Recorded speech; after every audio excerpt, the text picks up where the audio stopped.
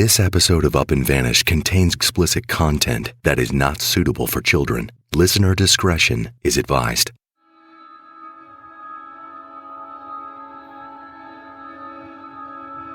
I'll send you the fucking message where Bo talks about how Ryan, literally Ryan, brought the body to his fucking farm and just dumped it on the edge of the farm.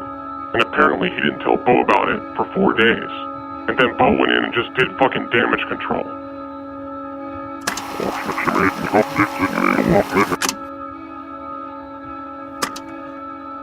send you the fucking message where Bo talks about how Ryan brought the body to his fucking farm and just dumped it on the edge of the farm. And apparently, he didn't tell Bo about it for 4 days. And then Bo went in and just like fucking damage control.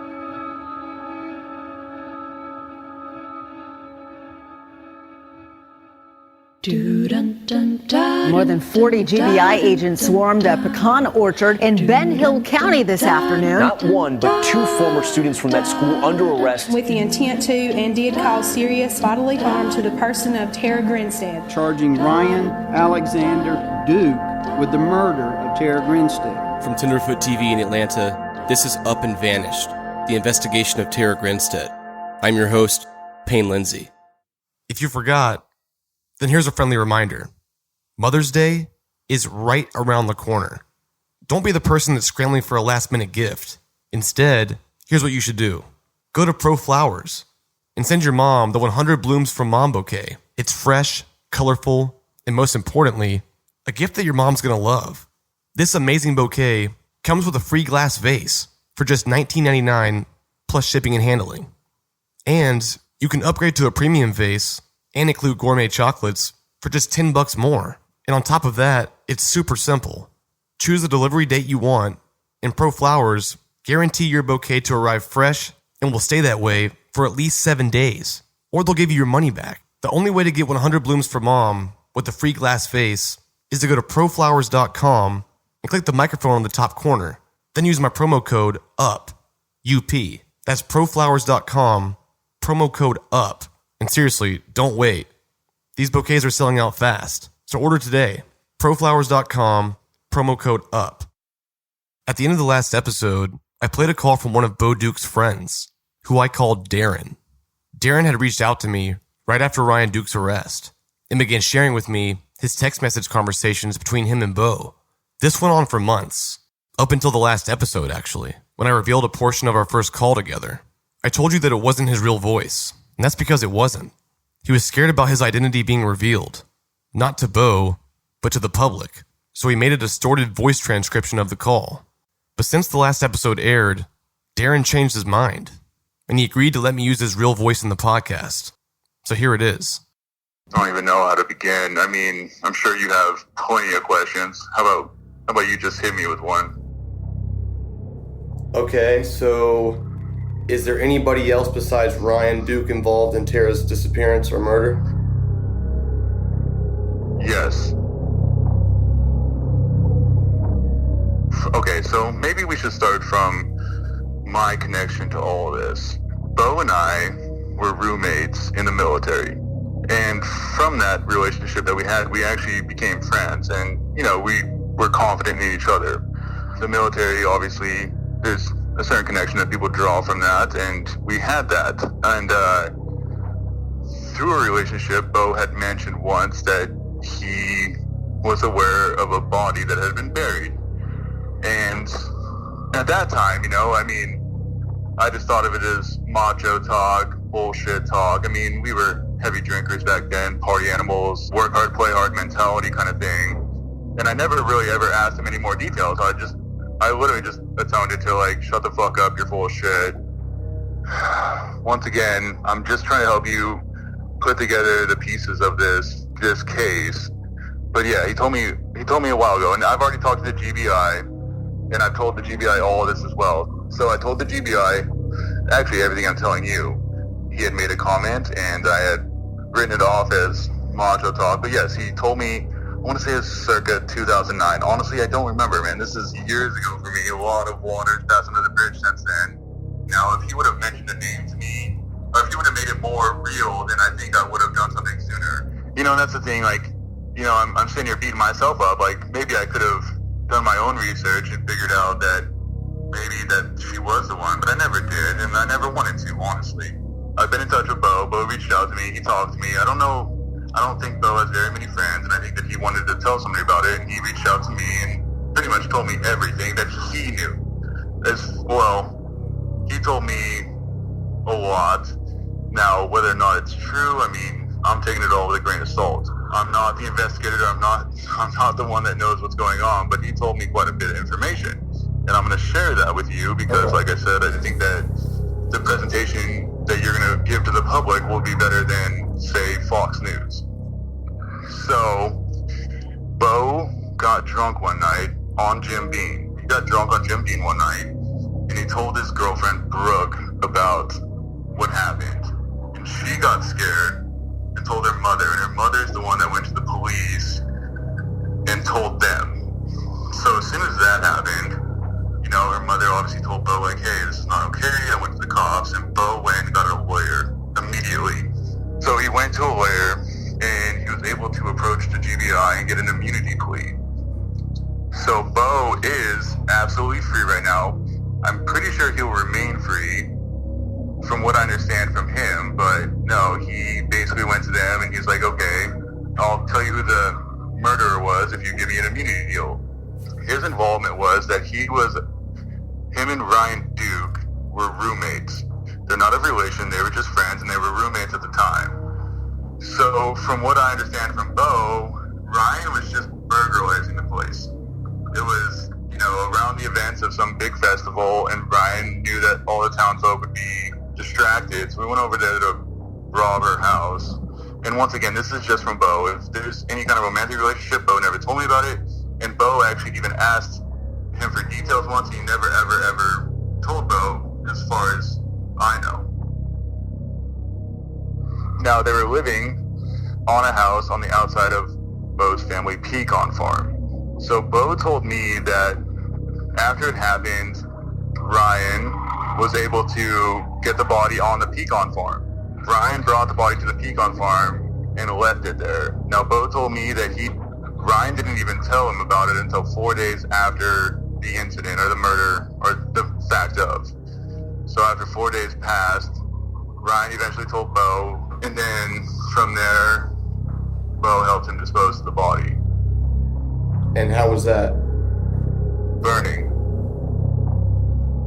All of my information that I've gotten from Bo has been through text messages. So a lot of my ideas have been through inference. You know what I mean? Like, he sent me text messages, I read them, and I'm just putting the pieces together myself. When Bo originally went to the GBI, after everything I already told you, the GBI were skeptical. They're like, okay, we need some evidence. Obviously, all police need evidence. You can't just come to somebody and be like, hey, I know who did it. So from there, they had to collaborate Bo's story in another way. And the way that got collaborated was actually through a couple of friends that he had talked about this with prior, including me. So basically, to collaborate Bo's story, the GBI had to talk to me and a few other individuals who Bo said that he had told in the past.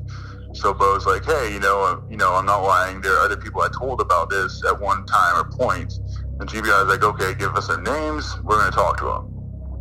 So the GBI contacted these people, and they're like, hey, did Bo ever say anything to you about a disappearance of a body or anything like that?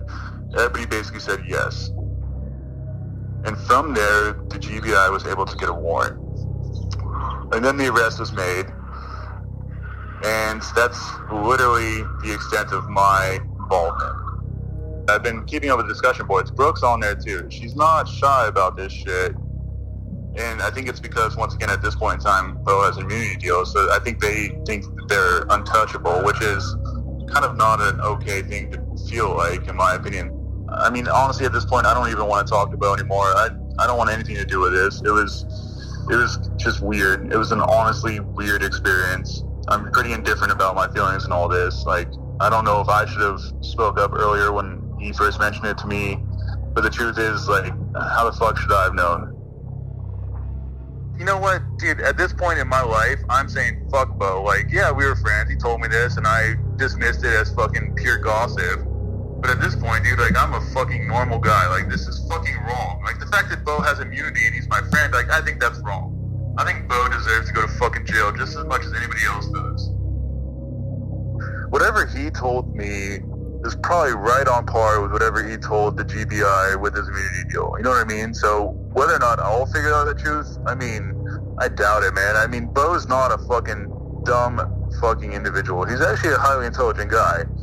So I have a feeling that he will not deviate from his original story. I feel like I'm fucking working with you now. Well, I guess I am. It is a small town. These fucking people they know each other. Everyone knows each other. I went to Osceola once, to Bo's farm. We visited there once. And the fucking sheriff rolled up to the fucking house and was like, hey, how's it going, everybody? Hey, Bo, how's it going? Like, they fucking know each other, man. Like, it is absolutely one of those things where it's like, yeah, we all want to get the truth, but like, how many people are actually fucking complicit? Who the fuck knows? It's so funny. It's just like, all this shit, like, I think Bo got spooked by your podcast. I really do. Like, the fact that he's sitting there fucking trolling people too, it's like, does he have any fucking remorse for any of this shit? Like, I don't think he does, dude. I think the GBI just is happy with the case being settled, which is absolutely fucking unfortunate.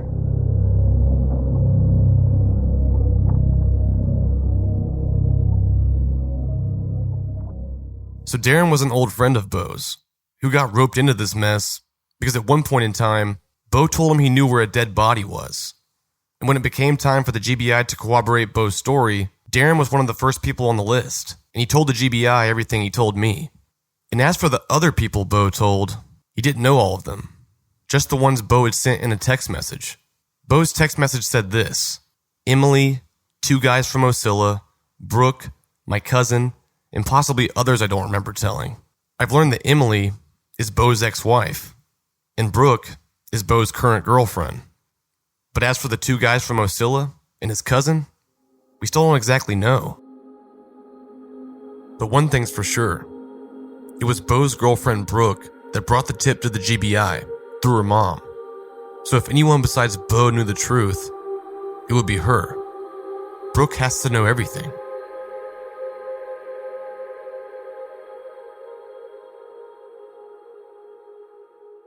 If you haven't heard the news yet, last week, there was some pretty major movement in this case. On Thursday, May 4th, was Ryan Duke's arraignment at the Irwin County Courthouse in Osceola. 33-year-old Ryan Duke's arraignment is scheduled at the Irwin County Courthouse at 9:30 tomorrow morning in Judge Melody Cross's courtroom. An arraignment is a formal reading of charges against the defendant, and the defendant is expected to enter a plea before the court. The day had finally come for Ryan Duke to hear his official charges listed in the court of law. A long-awaited step for justice in the Tara Grinstead case. The feeling inside the courtroom this morning matched the weather outside for most of South Georgia today. The public was rained on. Everyone was anticipating Ryan Duke to walk through the doors. But then, he didn't. Ryan Duke didn't show. In his place was his attorney. All rise and come to order. Irwin County Superior Court is now in session. The Honorable Melody B. Cross presiding. Stand for a pledge. I pledge allegiance to the flag of the United States of America and to the republic for which it stands, one nation.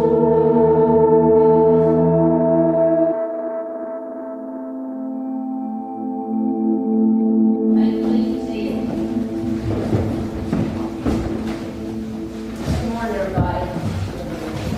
Go ahead and get started with regard to our calendar. The first thing on our calendar this morning is the arraignment count. Position 1, State of Georgia versus Carlos Guadalmiano, October 2017.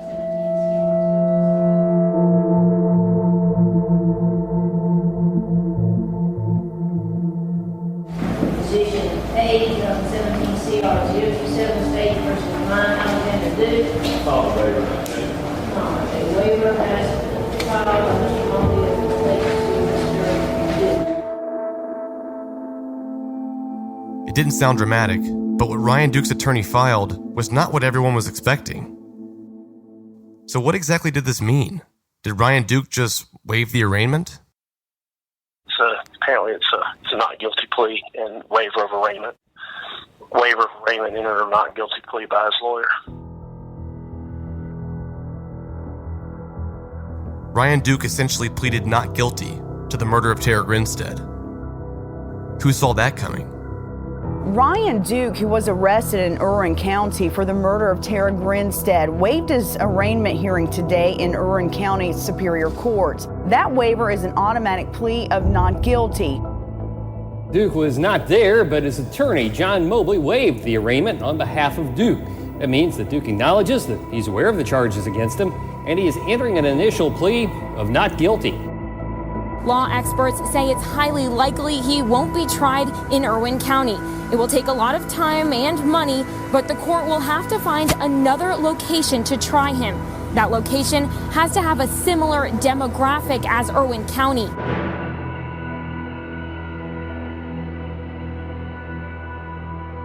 After the announcement, I caught up with Dusty Vassy. I'm sure you heard. Well, that's what you've heard. That's what you've heard too, huh?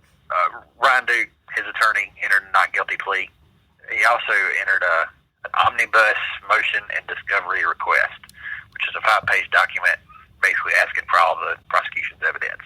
Creating this 5-page document to ask for discovery of all the evidence, it seems like he's preparing for trial. Out of decency, you wouldn't want to make somebody have to copy all the evidence in this case unless you were preparing to go to trial. They're asking for every interview, every police report, everything related to the case. And we know that it's supposed to be the largest case file in GBI history.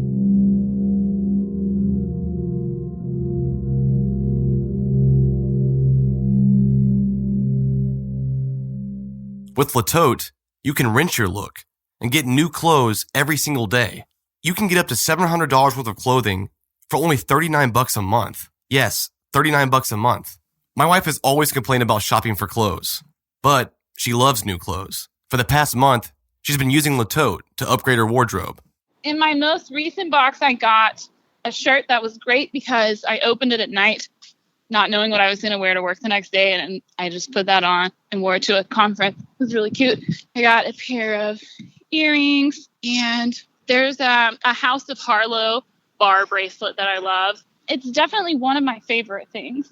Take my wife's word for it and go to letote.com. Just fill out your style profile and sign up to get a custom tote delivered right to your door.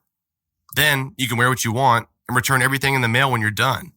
Then a few days later, you get a new box.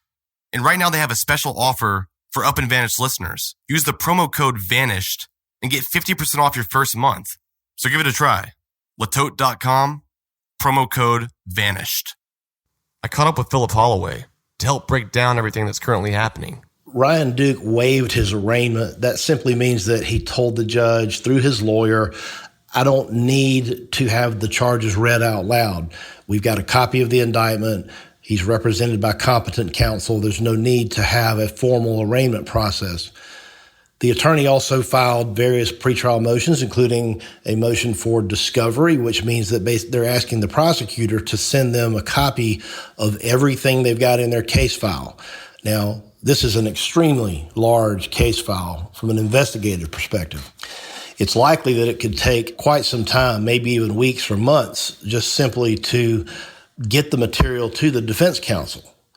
And then the defense counsel has to digest each and every item of evidence. So if they're going to do their job, they're going to have to look for any factual defenses, any legal defenses, or anything else that might be in their client's benefit before they make the decision about whether or not to take the case to trial. That's how it typically works. Of course, there can be an exception in any case. And this case, as we have already seen, has proceeded like none other in many ways. So while what I've just described is the traditional way, it doesn't mean it's necessarily going to happen that way. But this is a procedural thing. The plea of not guilty can be changed at any time. But in order to do his due diligence, his lawyer is ethically obligated to go through all this material. Before you cut a deal to plead someone, even if it's to a reduced sentence or a reduced charge, you've got to do your due diligence. You've got to make sure that you look for legal and factual defenses, things that can help your client in the event that you may have overlooked something. So you don't want to overlook anything. You want to be thorough and careful and get it done right. Ultimately, the decision about whether to go to trial is one that the defendant and only the defendant can make. It's usually done after consultation with counsel and perhaps family members. But in any event, it's Ryan's decision to make, and his alone. If a plea offer is made, the DA would convey that to his lawyer, who would then be ethically obligated, regardless of what the offer is. He has to take it to the client and let the client consider it.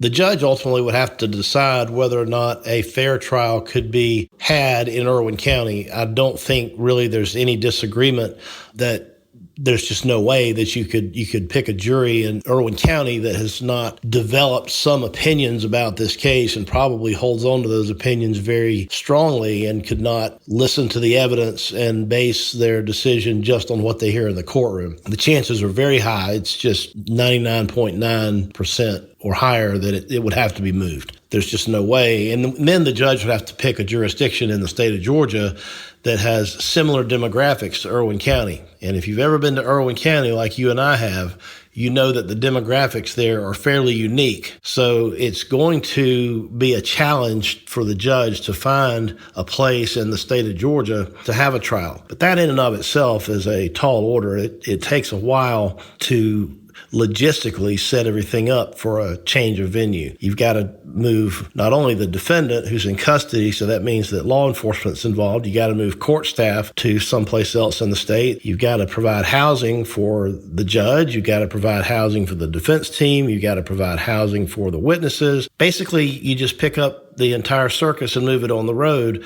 The only thing different is that the jury would come from another county.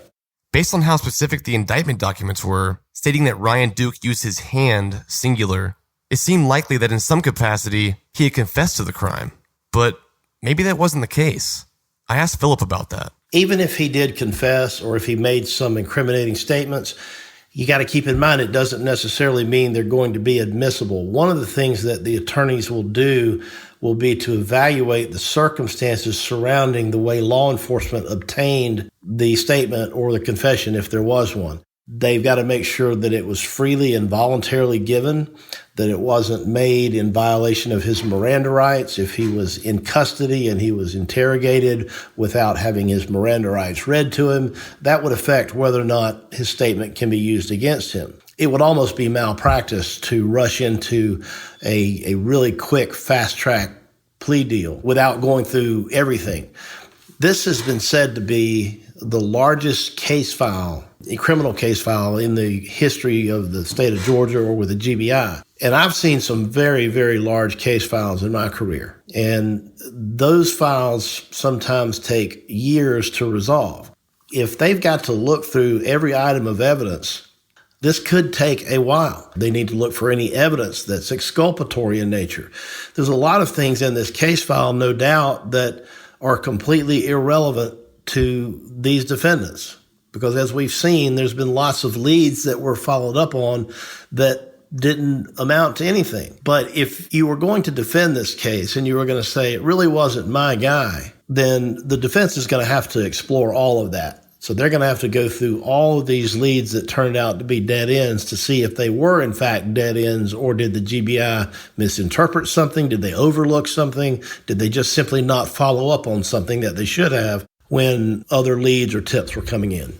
While the parties are trading the evidence back and forth, and there is a reciprocal obligation, if the defense has any evidence that they want to use in their case in chief, there's an obligation that they give most of that stuff over to the prosecution as well. But the flow of information is almost entirely one-directional in these cases. And from the defense perspective, it's probably a lot like drinking from a fire hose, because they've got a lot of stuff just coming at them really fast. While that's going on, they are going to explore the legality of any statements. They're going to look into any plea deals that may be in works for maybe a witness like a Bo Dukes. One of the things they filed was a motion to reveal the deal. So any specifics of any plea deals or promises of leniency or immunity deals, anything that's been offered to Bo Dukes will have to be given over in detail to Ryan Duke's attorney so that they can use it in the event of a trial. So it would work like this. When Bo takes the stand to testify and he's cross-examined, the jury gets to hear all of the details about the price that the state is paying him basically for his testimony, paying him in the sense that he's getting a huge benefit. And the idea would be to cast him in the light that, you're just saying this because this is what the prosecution wants you to say, and you're doing it so that you can avoid very serious consequences. You're doing this so you can avoid criminal conviction. Really, isn't it true that it's the other way around? You're just saying this because this is what the prosecutor in his plea deal has induced you to do. If he has some particular incentive to testify in a certain way, it goes directly to his motive to fabricate testimony or to change testimony or to say things that aren't necessarily 100% accurate. So if Ryan's case goes to trial, Bo is going to have to testify, and he's going to have to satisfy that condition of truthful testimony and cooperation. Because if he doesn't live up to his part of the deal, then the deal can be revoked.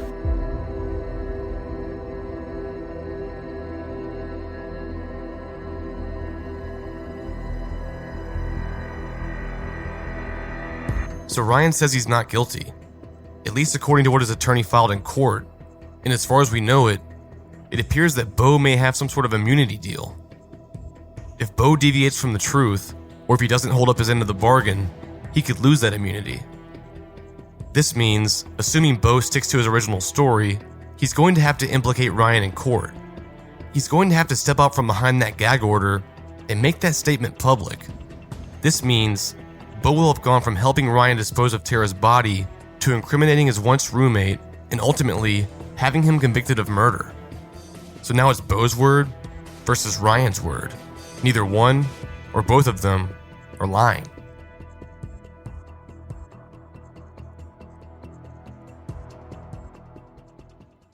As you guys can probably tell, things have gotten pretty hectic with Up and Vanish lately, and because of that, I've been on the lookout for time savers, like Stamps.com.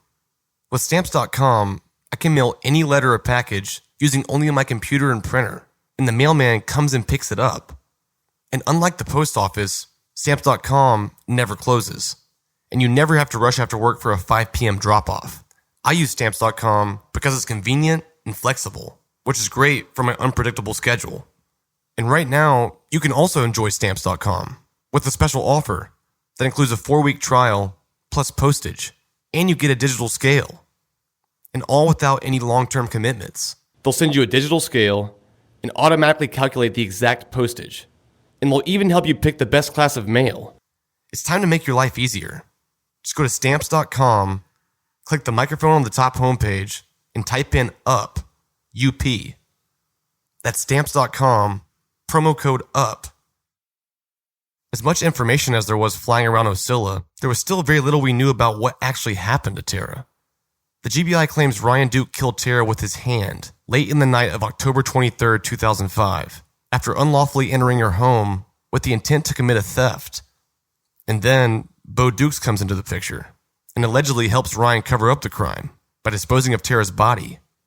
But that's pretty much all we know. How did Ryan get to Tara's house? Was he on foot? Did he drive? Was he driving a black truck? And how did Ryan manage to get Tara's body from her house all the way out to the pecan orchard in Fitzgerald, completely undetected? Still, so many unanswered questions. But recently, some new information surfaced that supposedly came directly from the grand jury. If you remember, all the members of the grand jury in this case were presented with the state's evidence against Ryan Duke, but they were sworn to secrecy. But just last week, something pretty interesting happened. Dusty Vassy, who was originally on the grand jury but decided to opt out, received a letter in the mail, as did all the other members of the grand jury. The letter read this: Dear Mr. Vassy, circumstances following the April 12th meeting of the grand jury require inquiry into the means by which certain information presented to the grand jury was released publicly. We would like to meet with you prior to the next scheduled meeting of the grand jury. In that regard, I have scheduled time to meet at the Irwin County Courthouse at 9 o'clock a.m. on May 2nd, 2017. in order to accomplish this inquiry. Thank you for your consideration in this matter. Paul Bowden. So, was there a leak from the grand jury? It certainly sounded like it. Dusty went to the courthouse on May 2nd as instructed, and I called to ask him about it. Essentially, they were looking for a grand jury leak. They were looking for how information from the grand jury became public knowledge. Waited for a little bit. They started calling names and pulling people off. By the time I got out, there were only 2 left. They called me back to a room, and there were 2 posters on Up and Vanish that they were asking about, and I'm not going to say their names. Apparently, 2 different people from the Up and Vanish discussion board had leaked information from the grand jury, and the GBI wanted to know who. You know, they asked me for what my screen name was on there, and of course, everybody knows I'm just a little border. And they asked me if I had had contact with those 2 people, or if I was familiar with them. And one of them sounded familiar, and it turns out that's the one I tried to reach out to. The other one, I didn't recognize the name, but I probably had read some of their posts. You know, I didn't really have any information for what he was looking for. So when he gets to the end, he says, "Do you have any more information that's pertinent to the investigation?" And I said, "Well, maybe." Right before Dusty met with the GBI, he released an article on his blog at rationaltoafault.com. In his article, Dusty claimed to have talked to someone who received information from the grand jury. And this was not the same person the GBI was looking for from the Up and Vanish discussion board. This was someone different. The GBI obviously asked him about this. They asked me for my source that I wrote about, which wasn't the one they were looking for. But I wouldn't give them the name, not even their screen name on Up and Vanish. They asked me like 3 times, so I told them, you know, I've decided as to be a journalist in this, not even just as a journalist. Somebody's asked me to protect their work, you know, to keep their name confidential. You know, it's a human decency thing to me. You know, they say we're investigating a crime and it's serious, but to me, it's serious to keep your word to somebody too. So they asked me like 3 times, and I mean, they weren't cool with it, but they didn't push me too hard either or try to intimidate me or anything. Even though, you know, I felt intimidated by the situation, but they didn't overtly, you know, try to intimidate me or they didn't pressure me too hard. They just asked like 3 or 4 times maybe. You know, they told me not to report on things that came from the grand jury, and the GBI agent called the district attorney in. They talked, and then they called me back there again and told me I shouldn't report on things that may have come from the grand jury. And I said, I don't know that it came from the grand jury. And they said, well, you were told it came from the grand jury, as if that was, I don't know, the end of it or whatever. But I personally feel like I don't know what happened in the grand jury room because I wasn't part of the deliberations. So what was the whole point of even excusing me from the grand jury if I can't report on something that didn't come, as far as I know, from the grand jury room? Dusty stuck to his guns and didn't reveal his source to the GBI, or even me for that matter. The details about what information did exactly emerge from the grand jury leak are a little murky, but from my own source, I've gathered it was said that Ryan Duke was inside Tara's home and she was asleep. When she woke up, he hit her. And the next morning, he wrapped her body in a blanket and took her out to the orchard. If anything, this made things seem even more confusing. But apparently, the GBI felt that these statements had some merit.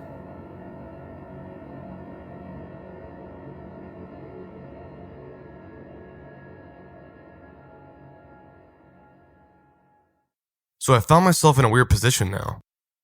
We've come a real long way in learning the truth about what happened to Tara Grinstead, but we've been left with what feels like even more questions. And even if there is a trial, it could be months or even years before we know the truth. And still then, the GBI could keep this case open indefinitely. All we can do is keep searching and hold on to the hope that one day the truth will finally come out. Every story has an ending. Sometimes they're puzzling or even unsatisfying. But in real life, you can't control the narrative.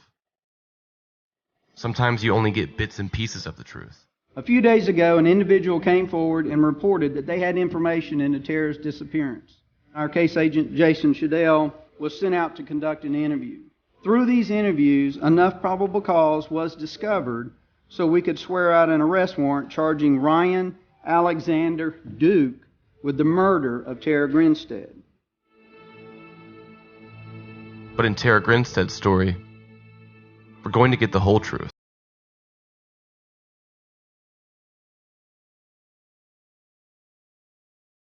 When are you going to get your story straight, Payne?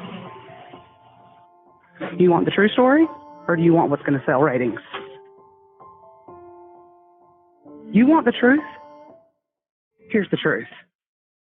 I found out on January the 10th what happened to Tara. Bo told me everything.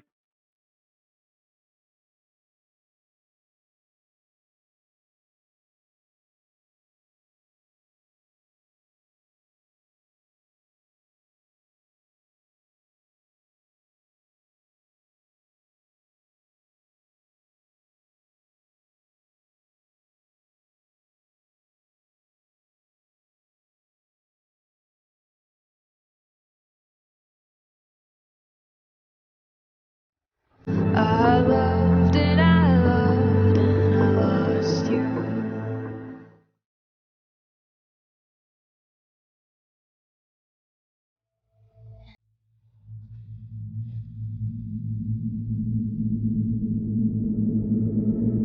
This is Brooke, Bo Duke's girlfriend.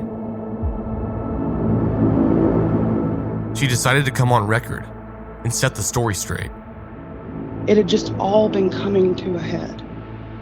He knew that I was over some of his behaviors. He knew that I was just over the relationship. And I told him, I was like, what is it? And I said, whatever it is, I said, you need to tell me.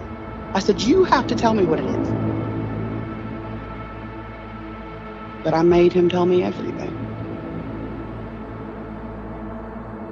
He showed me where Tara lived and just kind of drove me around. He then took me out to the orchard.